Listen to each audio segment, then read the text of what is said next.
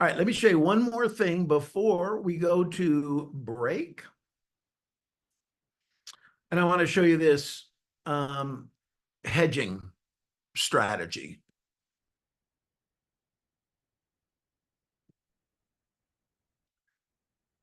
This, for those of you, and I realize we're getting late, it's on day 2. Some of your heads are swimming. Here's the good news. This is the simplest thing I'm going to teach you for the 2 days. So you're like, thank God. Now, it only applies to those of you who own stocks and your goal is to protect your downside risk. Okay. So I want to kind of relate this to a story. Years ago, I was watching an interview on CNBC, and they had an executive on there from Enron. Do you remember Enron? And all the criminals that ran that company, none of which, by the way, went to prison. So what money can do for you. But the interview went something like this. In order to try to curry favor with the viewers, this executive said, well, when Enron went down, I got hurt too. And this guy was telling the story that, Enron went from $85 a share. Well, he had 25,000 shares in his retirement plan. At that time, his stock was worth $2,125. And then it was worth $6,250. I'm thinking, couldn't have happened to a better guy or a worse guy. So that's one scenario. Okay. So let's put a pin in that. At the time that Enron started getting into trouble, I was running a $2 billion brokerage firm. So obviously I had heard about kind of what was happening at Enron, but nothing yet had really been determined. So I get a phone call from a friend of a client. And the guy said, listen, I need to talk to you desperately. I'm a friend of so-and-so's. He told me, trust nobody but you. I go, I'm not sure I'm the only trustworthy guy on the planet, but I'm certainly one of them. Come on down. So he made a 2-hour drive to come see me. And here was his story. He worked for Enron. He was in middle management. He was making $103,000 a year, which in Central Florida at that time was a lot of money. The average income was about 25 grand. So he had a quote unquote good job. Following? Okay. He had a 401k with $576,000 in it. 100% invested in Enron stock. So, my obvious question, what the hell are you doing putting all of your money into one stock? He said, the company really encourages us to do that because if we own a lot of stock, we're going to feel like owners. I go, sorry to tell you this, that's a load of crap. He goes, well, why do they want us to put the money into Enron stock? And I explained to him how buying pressure moves the price of a stock up, and that the number one form of compensation to a Fortune 500 executive are stock options. They get paid to have the stock go up. And the guy goes, I can't believe they lied to me. I go, dude, you're an employee. You get lied to 5 days a week. He laughed and he goes, yeah. I said, okay, here's my suggestion. Sell the stock. Let's see what happens with the company. Well, I thought about that. I mentioned it to my boss. He said, if I sold my stock, I would be considered disloyal. Hence, I would be terminated. Florida is a right to work state. I don't live there anymore. I did then. You can fire somebody because you don't like the shirt they wore.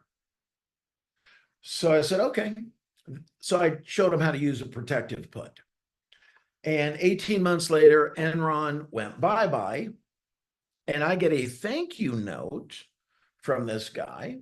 And the thank you note was in 2 parts. The first piece was, because of you, our family is going to be okay. And there's no way that I can express how grateful I am. And all that was really nice. I want to draw your attention to the second part. He said, after meeting with you, I went and told 13 of the people I work with about what you said. All 13 said, that's a great idea. I should do it. One did, 12 lost all their money. And I thought, welcome to my world, right? All you can do is recommend to people what to do. But at the end of the day, it's up to them to do it. Kind of like I can tell you about visualization, scripting out what you want your life to look like, but I can't do it for you. You have to do it. And I can tell you to take good notes and review them, but I can't do it for you. You have to do it, right? And I felt bad for the guy. It was kind of his first experience with why wouldn't somebody do something that would help them? I ask myself that question every day when I watch people in all aspects of life do things that aren't good for them, you know?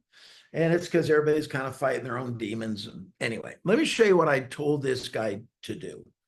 On a side note, I was doing one of these classes in person, and a fellow said, well, can't you just follow what the analysts say? And, then you'll know when to get out of a stock. So on break, I found this chart on Enron.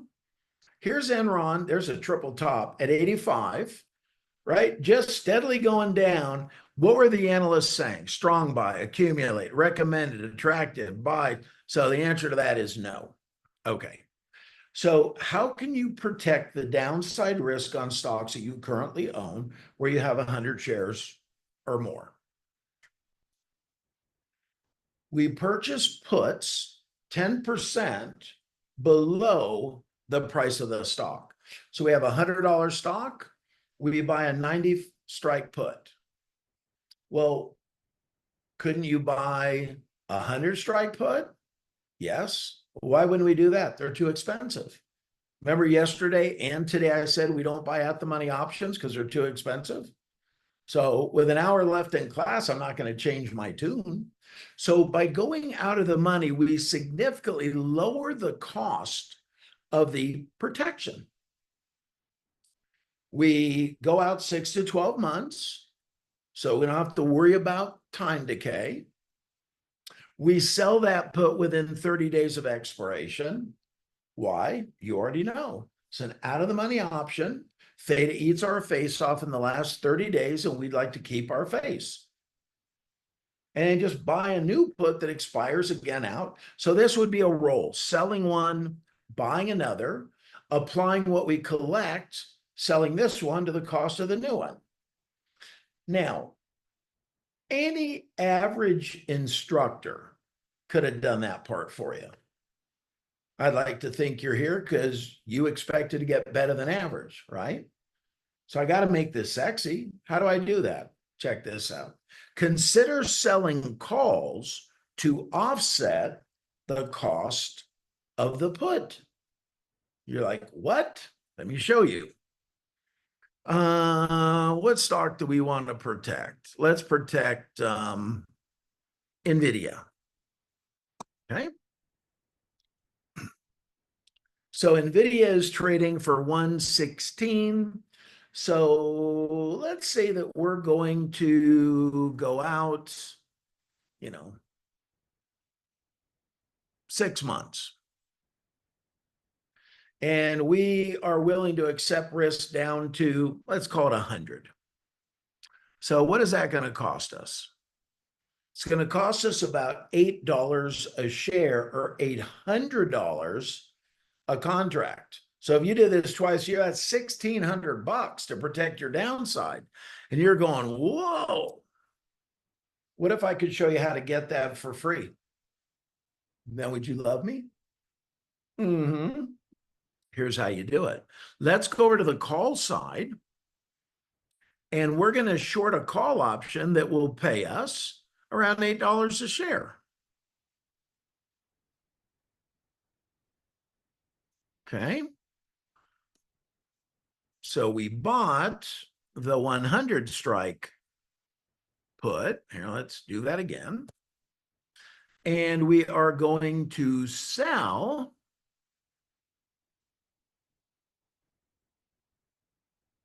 say the 145 strike call as part of one trade. So I'm buying 100 strike put, selling 145 strike call. What does that trade look like?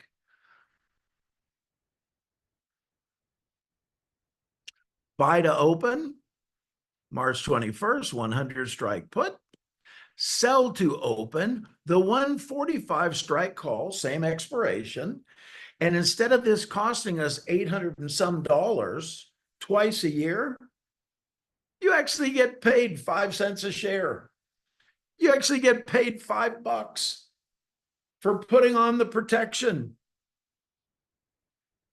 Now, how much do you love me? That's called free protection. By the way, that strategy of owning a stock, buying a put, and selling a call, there's a name for it. It is referred to as a collar trade.